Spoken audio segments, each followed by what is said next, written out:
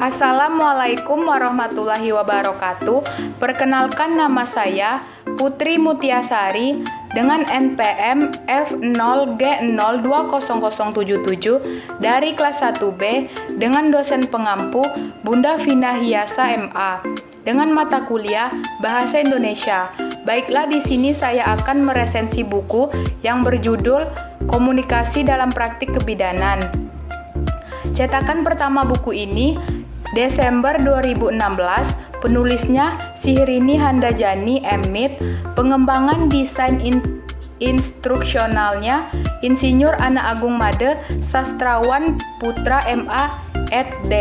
Desain oleh tim P2M2, cover dan ilustrasi oleh Suparmi, tata letak Restu Mawardi, jumlah halaman 161 halaman. Baiklah, di sini saya akan menjelaskan sinopsisnya.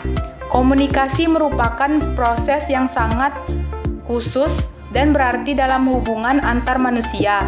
Di dalam profesi kebidanan, komunikasi menjadi lebih bermakna karena merupakan metode dalam mengimplementasikan proses asuhan kebidanan. Seorang bidan yang memiliki keterampilan berkomunikasi secara terapeutik tidak hanya akan mengalami kemudahan dalam menjalin hubungan rasa percaya dengan klien, tetapi juga dapat mencegah terjadinya masalah ilegal atau malpraktik kebidanan. Memberikan kepuasan profesional dalam pelayanan kebidanan dan meningkatkan citra profesi kebidanan.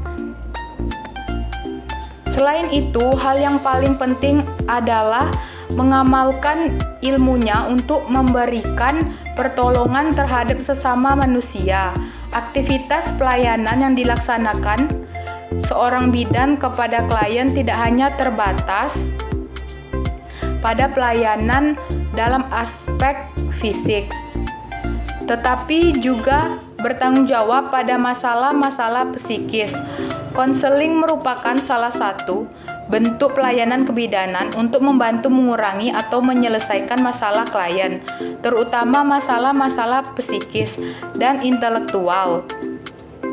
Kehadiran buku ini diharapkan dapat memberikan pengetahuan bahwa komunikasi terapeutik dan konseling dalam praktik kebidanan perlu untuk dipelajari bagi bidan bahkan mahasiswa bidan dalam rangka memberikan pelayanan kepada individu, keluarga, kelompok, dan masyarakat yang sehat maupun sakit.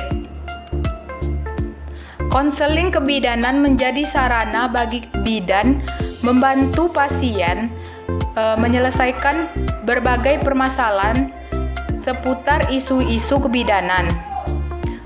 Juga sebagai sarana bagi bidan memberikan informasi serta pengetahuan yang mendalam tentang berbagai hal yang berhubungan dengan proses-proses kehamilan serta kelahiran. Untuk menyampaikan hal itu dibutuhkan kemampuan komunikasi yang memadai, yang secara spesifik berhubungan dengan mekanisme konseling dalam dunia kebidanan.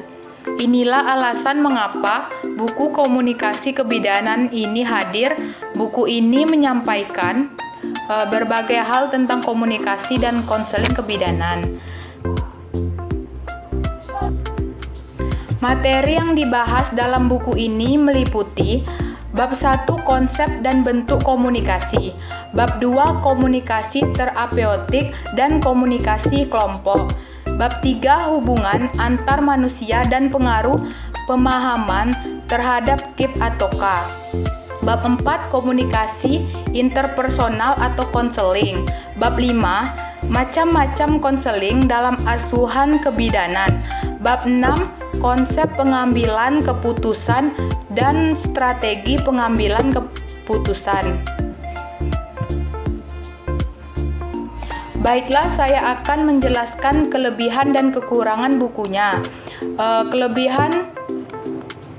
Kelebihan dari buku Komunikasi dalam Praktik Kebidanan ini bisa dilihat dari segi tata bahasa dan kekuatan alur yang mengajak pembaca masuk dalam setiap kajian pada setiap materi hingga dapat merasakan akan luasnya pengetahuan di setiap halaman yang terdeskripsikan secara sempurna.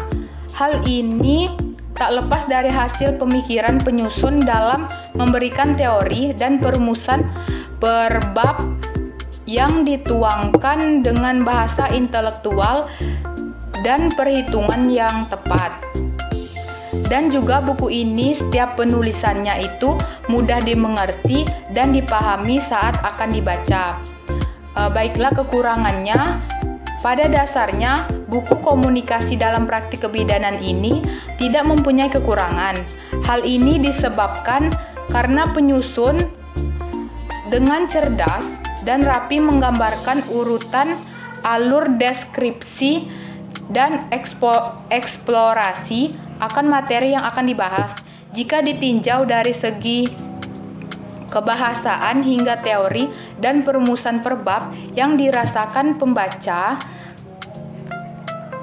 pada semua materi yang disajikan, buku ini dinilai hanya cukup untuk memperbaharui dan menambah wawasan pengetahuan pembaca yang kurang akan kajian buku yang bermutu.